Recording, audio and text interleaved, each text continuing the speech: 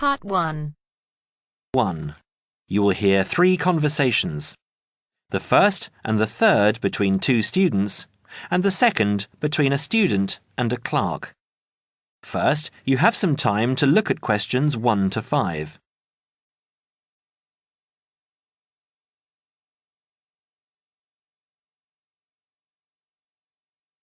Now we shall begin. You should answer the questions as you listen, because you will not hear the recording a second time. Listen carefully and answer questions 1 to 5.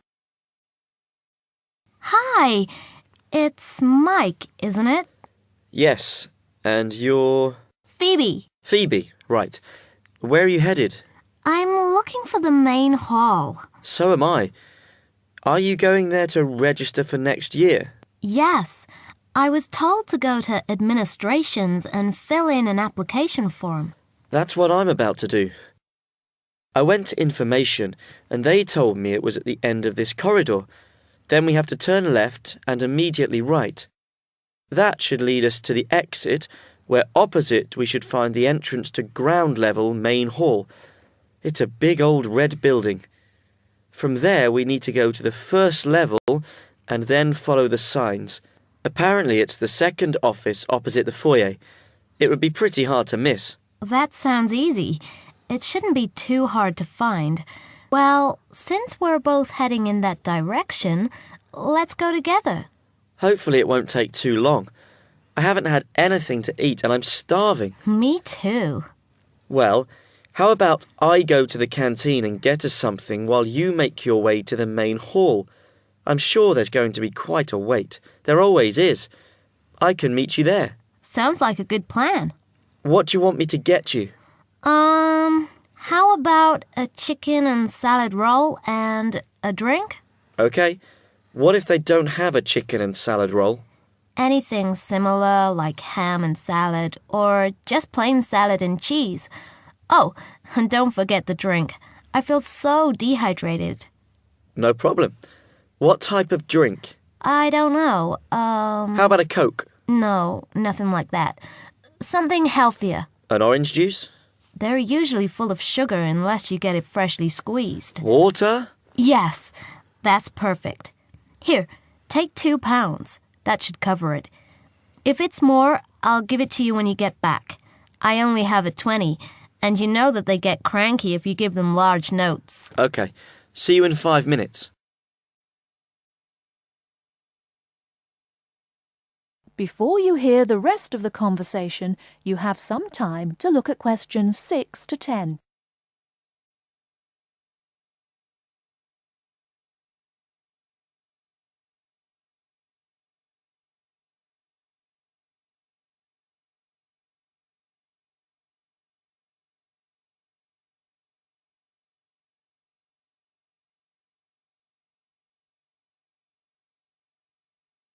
Now listen and answer questions 6 to 10. First year economics. I just have to fill out this form for our records. What's your name? Phoebe Payne. Can you spell that for me? Sure. P-H-O-E-B-E-P-A-Y-N-E.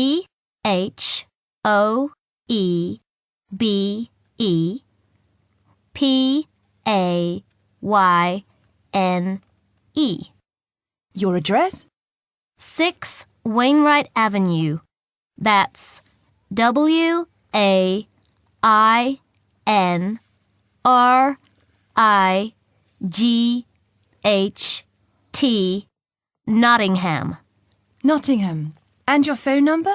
It's not connected yet. I've just moved in. Okay. When you get your phone connected, contact us. I'll just make a note that your phone number is to be advised. I'll do that. What course were you doing? Law? No. Economics. First year.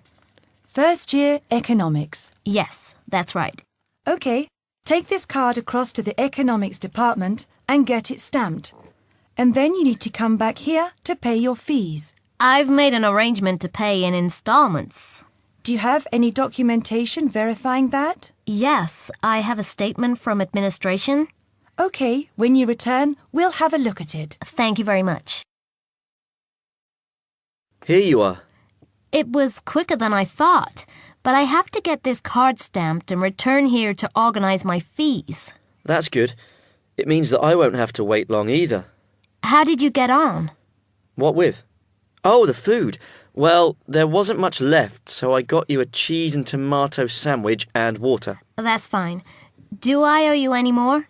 No, I need to give you back £3. But I only gave you 2. Oh, yeah. I thought you gave me a £5. OK, so we're square. So what do I have to do? Go to the desk and give your personal details. Then they'll give you a card that you need to take to your faculty. What's your major? Environmental science. OK, so you'll have to take the card to the environmental science faculty and get the card stamped, return to administration in the main hall, and organise your fees. And that's it? Yes, that means you're registered. Then we receive a letter with the details of our course where we'll be informed to go to the notice board or online to find out when and where our lectures are. OK. Let's have this bite to eat first. That is the end of part 1. You now have half a minute to check your answers.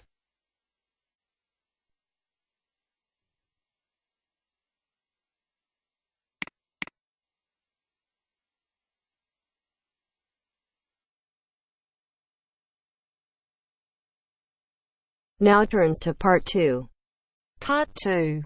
A conversation between Mrs. Lamb, a member of the staff in a large hospital, and Andrew, who is a student in the nursing school. Mrs. Lamb is explaining the rules about visiting hours in the hospital. First, look at questions 11 to 14.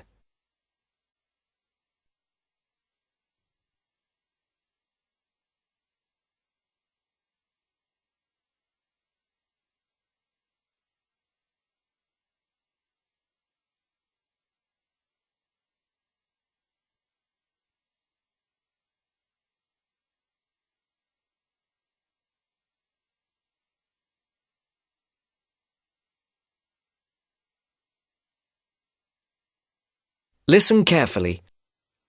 Hello, Andrew. I believe you want to know about visiting hours. Yes, I do, Mrs. Lamb. I have to fill this form out, and I'd like to have some idea why the different parts of the hospital have different times for visiting. I see. Well, let's start with an obvious one. Intensive care. People in intensive care are very sick indeed, and for that reason, we say that visitors can come between 6 a.m. and midnight. I can understand that. At the other end of the scale, our maternity patients are usually quite well, but we restrict their visiting hours from 8 a.m. to 8 p.m. We find they get very tired if we permit visitors all the time. I see. What about the surgical wards? The doctors prefer to do their rounds early in surgical, so visiting hours are 9 a.m. to 9 p.m. Surgical patients are often on very heavy painkillers, and they aren't really very good company for their visitors. But surely the visitors come to cheer up the patient, not the other way round. Of course. And often the visitors are able to help the patient a lot. That's why we allow visitors all day, the full 24 hours in the emergency ward. They help comfort the patient while they're waiting to be diagnosed. Of course, it's not just everyone who can visit a sick patient. People in intensive care can only be visited by their immediate family. What's more, we only allow 2 people in at any time. We let children of the immediate family in to visit people in intensive care, but we don't like to do it. It's very hard on the children, and it may distress the patient. However, if the patient asks for the child, and the family agrees, that's okay. What about children in maternity? Of course we let them in. They're very pleased to see their mothers. The rule in maternity is everyone may visit, up to 6 people at a time. The maternity ward is quite sociable after all. The surgical ward must be different. It is indeed. We don't allow children in the surgical ward because of the danger of infection. And as you know, we restrict the hours. There are a lot of procedures which must be carried out on surgical patients, and we only let 2 visitors come in at a time. And in emergency, people are allowed to visit all the time? Oh yes, we rely on patients' relatives to be there for them, and we permit everyone to visit the emergency department at all hours. However, we restrict it to 3 visitors for each patient. Otherwise, the room just gets totally crowded. Before the broadcast continues, look at questions 15 to 20.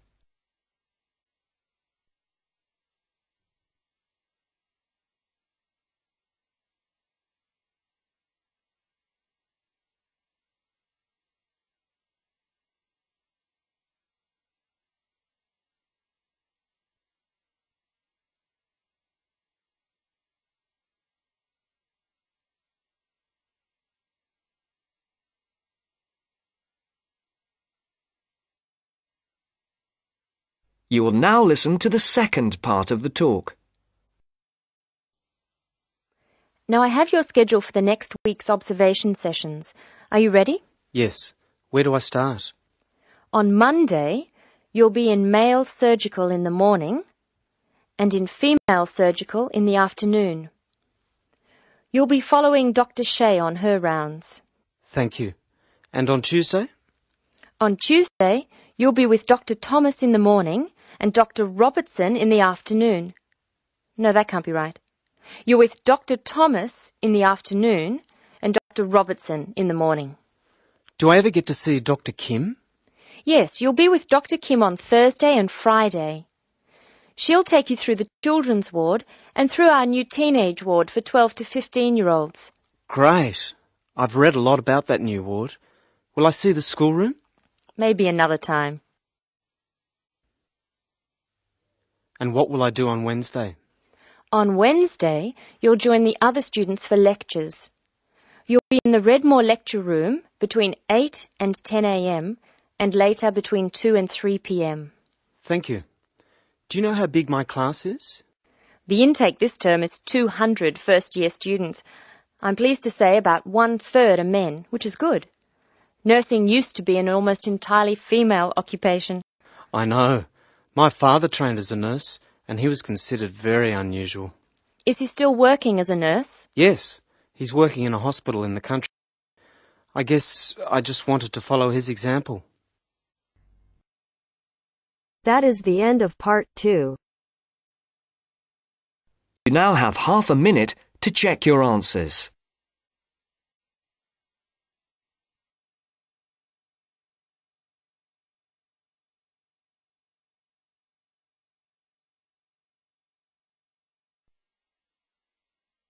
Now turns to part 3.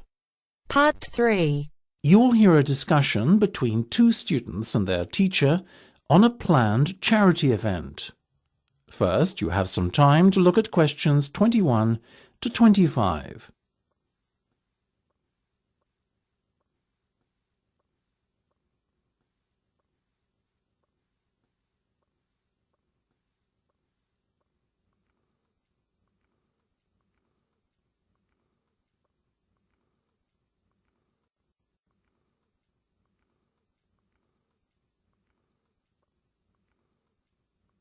Now listen carefully and answer questions 21 to 25. So, are you making any progress with your plans for our annual charity event? I guess first things first, have you decided what charity it will be in aid of this year? We're thinking about Help the Children Africa, sir. Well, that's Mark's idea, sir. But I myself prefer a local charity called the Meals on Wheels. I'd have to agree with Laura on this one, Mark. After all, we're supposed to be giving back to the local community, and although helping African children is a very worthy cause, it's a little outside our remit. That settles it, I guess. Moving on from the beneficiary question, have you made a decision on what type of event it will be? Yes, we plan on doing something a little different this year. We're calling the event Balloonathon. Basically, we're going to offer balloons for sale to all the students. Balloons? I don't see where you're going with this. Why would they want to buy a balloon? Well, here's the thing. We don't actually give them the balloon. Instead, we'll write their name on it along with the special phone number, and then we'll release all the balloons into the air.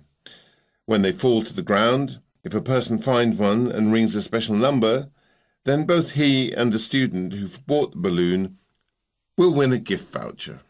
That sounds like an excellent idea, guys. Well thought out. This balloonathon has a real novelty value attached to it, don't you think? Exactly what we said, sir. The only drawback is that the gas you put into the balloons is rather expensive. How much? About £20 per canister, and we'll need about 10. And how many balloons are you planning to blow up? Well, there are over 1,000 students in the school, so if even 1/3 of the students buy one, we'd need about 350 balloons. We've decided to order 500 so we don't run out. The good thing is we can return the canisters of gas if we don't use them, and the balloons aren't expensive, so there's no real risk of us spending a lot of money without getting a good return. You two have really thought this one out. I'm impressed. Before you hear the rest of the discussion, you have some time to look at questions 26 to 30.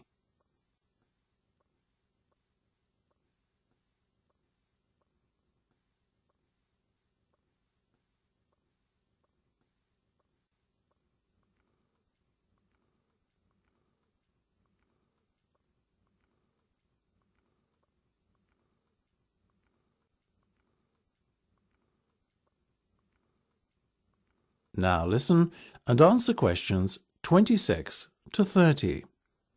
Thank you, sir. So, how much money do you think we can raise? Well, each balloon costs about 1p, and when it's filled with gas, it's going to cost us about 50 pence. We reckon that if we sell our balloons at a price of £1.50 and we sell all 500 of them, we'll end up making a profit of £1 per balloon. So that's £500 in total. That's fantastic. And it gets better, sir. We've secured a sponsor for our event who's going to give us £1,000. How did you find a sponsor? The balloon company we approached about buying the balloons asked us if we'd be interested in letting them sponsor us too. What's in it for them? They're going to print their logo on every balloon. I think you've done a good deal there. Thank you, sir. So, do we have your approval to confirm our order? Absolutely. But you know, I think we can sell more balloons if we set our minds to it. So why not order double the amount? 1,000 instead of 500. We're going to need more than 10 canisters of gas then. Double the amount, presumably? Correct. OK, let's go for it. Let's make this year's charity event our most successful ever. That is the end of part 3. You now have half a minute to check your answers.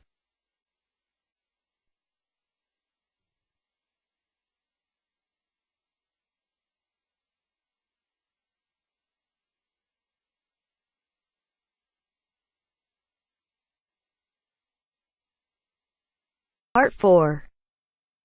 Part 4. We're going to hear a talk on wild rice. First, you have some time to look at questions 31 to 40.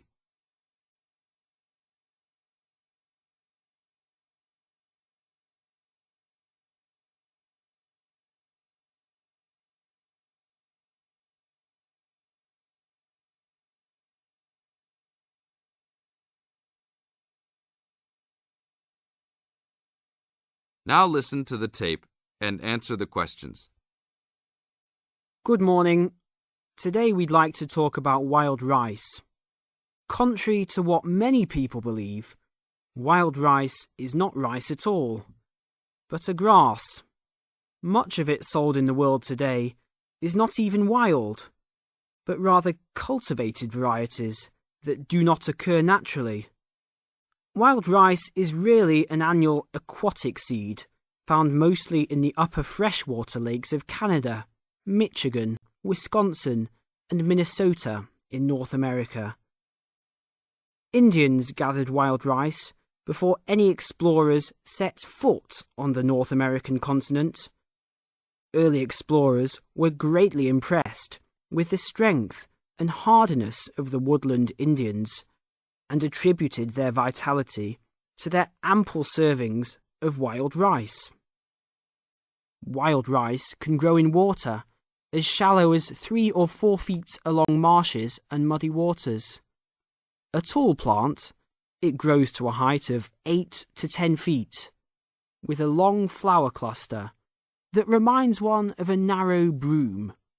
The grains in their husks on the tall stalk look somewhat like oats. Truly wild rice is a challenging crop to grow, even today. It's very susceptible to failure due to weather conditions. If a heavy windstorm comes along just before harvesting, the seeds can be blown into the water, ruining an entire crop. Harvesting at just the right time becomes a matter of beating the birds to it, since wild rice is considered a delicacy by many birds living in the area.